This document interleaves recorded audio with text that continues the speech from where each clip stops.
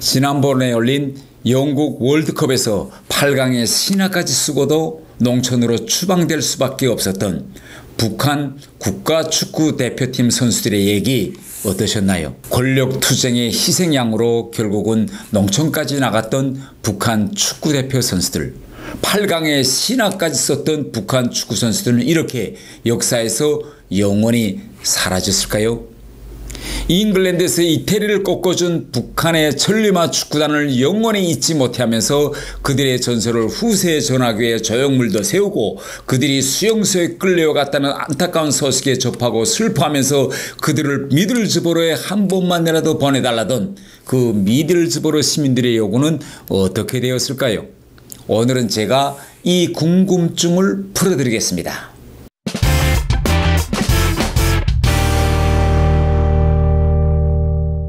자율 구독료를 보내주신 분들은 요 위에 있는 문자로 꼭 연락해 주시기를 바랍니다.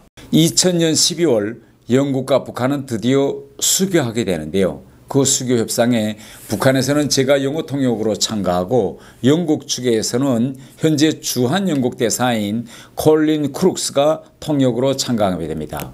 이 현재 주한 영국 대사인 이제 콜린 크룩스 이분은 아내가 한국인입니다. 그래서 이 한국말을 대단히 자랑하는데 그때 저도 이 통역에서 이 대사한테 질세라 열성껏 이제 열심히 통역했습니다.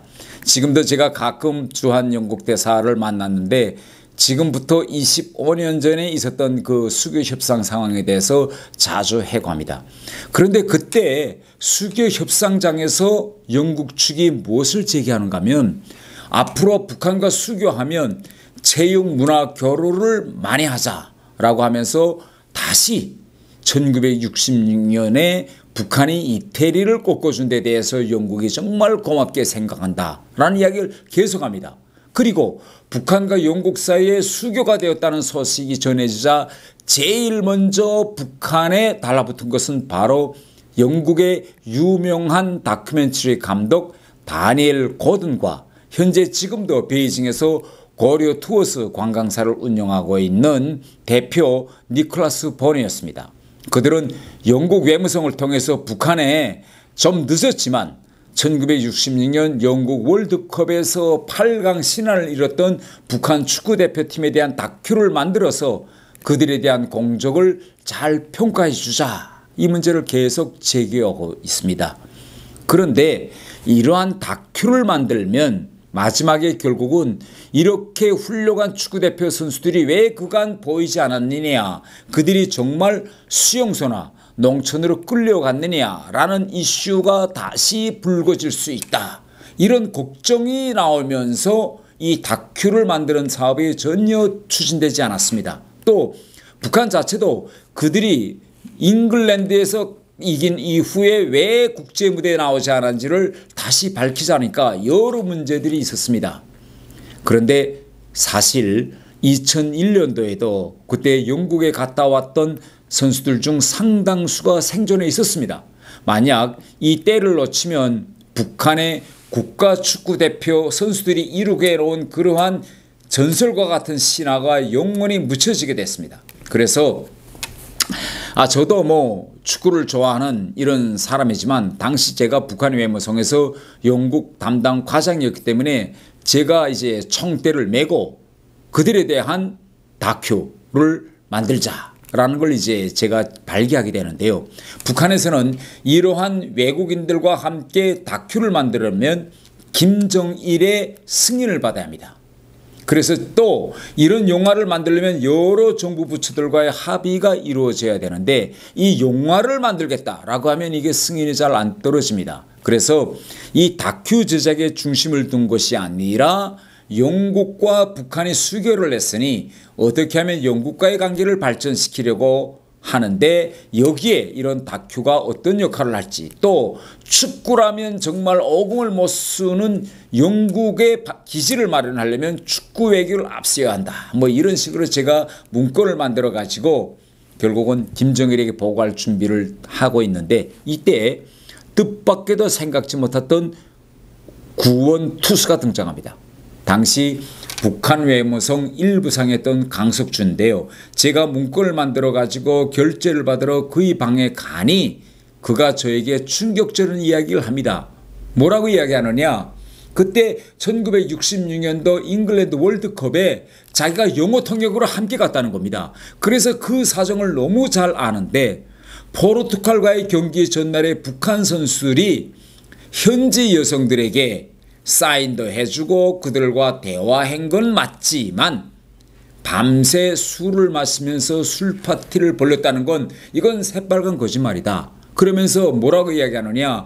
아니 그때 그 다음날 포르투갈한테 경기에서 진 원인은 결국은 그때 당시 3대 0으로 이겼을 때 포르투갈의 유명한 그 선수 예우제비오가 들어왔는데 그럼에도 불구하고 코치가 계속 공격과 수비를 배합해서 나가야 되는데 포르투갈의 유명한 예우제비오가 들어오니 모든 선수들에게 이제는 공격에 하지 말고 다 수비로 넘어오라. 그래서 공격할 수 있는 공도 밖으로 차 던지고 수비에 넘어가고 이런 한심한 전략을 썼다는 겁니다.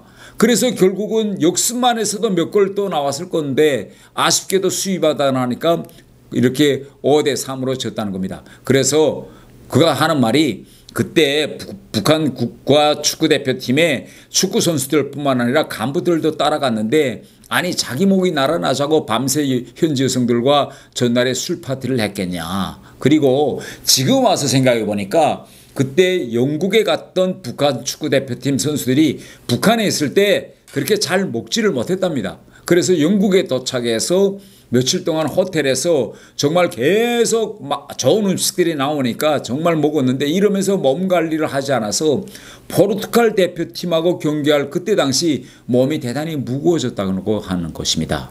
결국 이런 강석주의 이런 지지를 받아서 다큐를 만들자는 건의안을 김정은에게 보고했는데 얼마 후 승인이 떨어졌습니다. 그래서 영국의 다큐 제작자 그 다니엘 고든 감독과 니콜라스 보노가 서방인으로서는 제일 최초로 다큐를 만들려고 2001년 4월 북한에 들어왔습니다.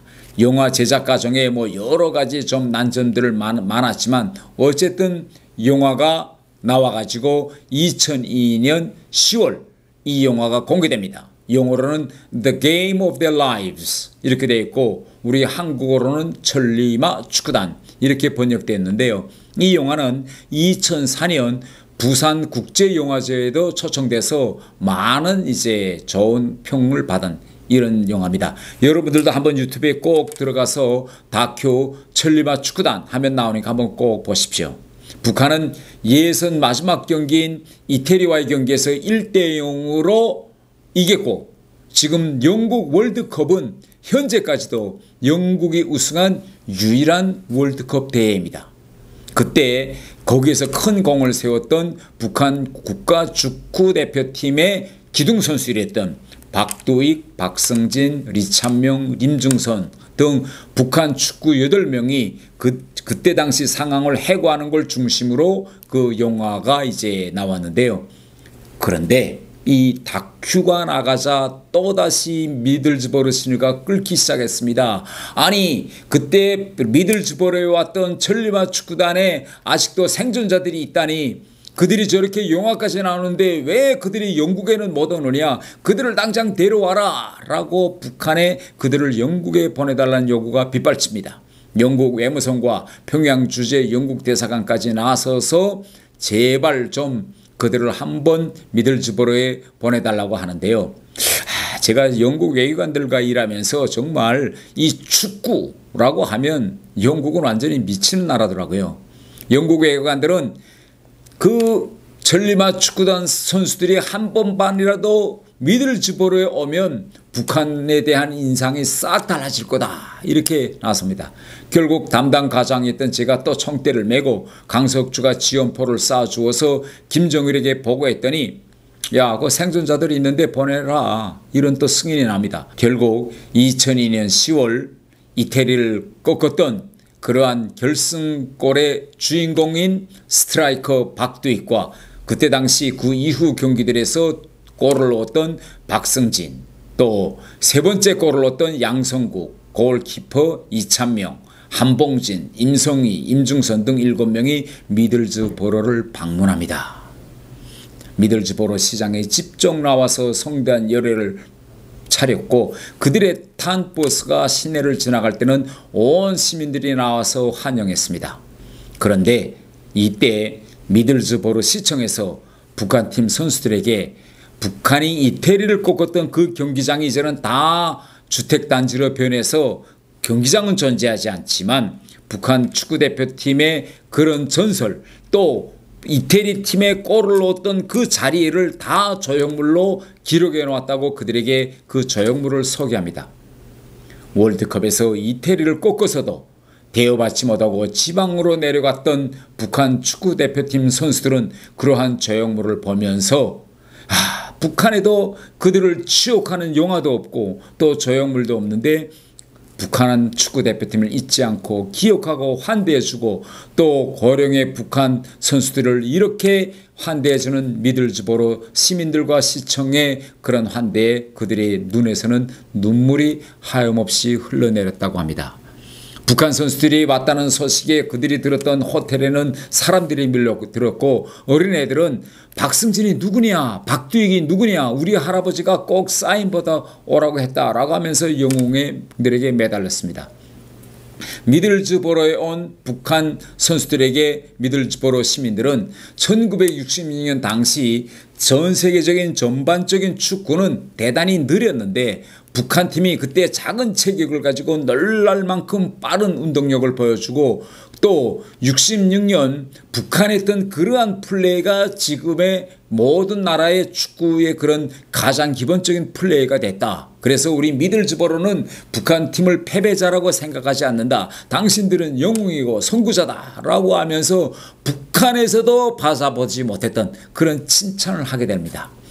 북한 천리마 축구단이 미들즈보로에 왔다 가자 이번에는 미들즈보로에서 미들즈보로 팀이 북한에 가서 한번 경기해야 된다 라고 또 요구가 빗발칩니다. 또 영국 외무성이 나섭니다. 자 이번에는 미들즈보로 팀이 북한에 가야 된다. 여러분 혹시 아시는지 모르겠지만 미들즈보로 팀에는 한때는 우리나라의 이동국 선수가 활약했던 이런 팀입니다. 그런데 미들즈보로 팀을 평양에 받자고 하니까 뭐인 문제냐. 미들즈보로 팀은 지방 도시팀인데 북한 국가대표팀이 그들과 경기한다고 해도 북한이 진다라는 결론이 체육성에서 나왔습니다. 결국 북한은 영국에 타협안을 냅니다. 아니 미들즈보로 팀이 오지 말고 북한은 여자 축구가 강하니 미들즈보로에서 여자 축구팀을 보내달라 뭐 이렇게 합니다. 뭐 북한의 그런 석심은 뻔하지만 그때 영국 외무성은 영국은 이기는 것이 목적이 아닙니다. 미들즈보로와 북한 사이의 이런 축구의 역사 연계를 이어가는 것이 목적이니 북한에서 여자 축구팀을 보내달라면 여자팀을 보낼게요. 이러고 정말 영국 미들즈보로에서는 미들즈보로 여자 축구팀을 보냅니다. 그래서 여자 축구팀이 평양에 오는데 경기는 어땠을까요? 북한 여자 축구가 세니 당연히 북한이 이겼죠. 그런데 북한은 영국의 지방도시 미들즈보로한테 이겼다 이러지 않고 영국을 여자 축구가 이겼다 뭐 이러면 또 평양시가 축제 분위기였습니다. 저는 저 모든 실무 과정에 참가했던 사람으로서 좀 웃음이 남았지만 아무튼 이렇게 북한과 영국 사이의 축구 외교는 계속 이어지는데 이것으로 끝나지 않습니다. 북한과 영국 사이의 축구 외교의 다음 편은 뭐냐? 영국은 또다시 북한이 예측하지 못했던 새로운 제안을 들이댑니다. 그 제안은 과연 무엇일까요? 오늘 북한과 영국 사이의 축구 얘기 재미있었나요? 재미있었다면 자율 구독료로 저희들을 다시 한번 응원해 주세요. 그리고 저의 자율구독료 계좌 이름이 완코리아 계좌인데 여러분이 보내주시는 자율구독료로 저희들이 이렇게 재미나는 동영상도 만들고 또 지금 현재 한반도에 2개 국가를 만들려는 세력들이 있습니다. 그들과 맞서서 완코리아 운동도 벌이고 있는데요. 여러분들도 저희들이 벌이고 있는 완코리아 운동에 동참해 주세요. 그리고 다음 시간에 영국이 북한에 새롭게 제기했던 다음 축구 외교 제한 무엇인지 다음 시간 기다려주세요.